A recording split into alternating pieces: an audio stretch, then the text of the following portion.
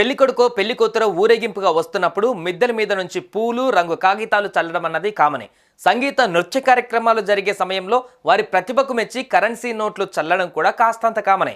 ఇందుకు భిన్నంగా ఉత్తరప్రదేశ్లోని సిద్ధార్థ నగర్లో జరిగిన ఓ సంపన్నుడి పెళ్లి వేడుకలో భాగంగా జరిగిన భరత్లో పెళ్లికొడుకు బంధువులు ఓ కొత్త ట్రెండ్కు తెరలేపారు. 100, 200, 500 నోట్ల కట్టలు చేతిలో ఉంచుకొని కొందరు మిద్దెల మీదకెక్కారు. మరికొందరు ప్రత్యేకంగా క్రేన్లను ఏర్పాటు చేయించి వాటి తొట్టెల్లో ఎక్కి నిలుచున్నారు. ఊరేగింపు జరుగుతున్న సమయంలో ఆ నోట్లను విసరడం మొదలుపెట్టారు. ఒకటి కాదు, రెండు కాదు, ఏకంగా 20 లక్షల రూపాయల దాకా ఇలా వెదజల్లినట్టుగా తెలుస్తోంది. పెద్ద పెద్ద కరెన్సీ నోట్లు ఇలా వెదజల్లుతున్నారని తెలిసేసరికి జనం ఊరేగింపు దగ్గరకు పరుగులు తీశారు. వాటిని ఏరుకోవడం మొదలుపెట్టారు. ఆ సందర్భంగా పెద్ద ఎత్తున తొక్కిసలాట కూడా జరిగినట్టు తెలుస్తోంది.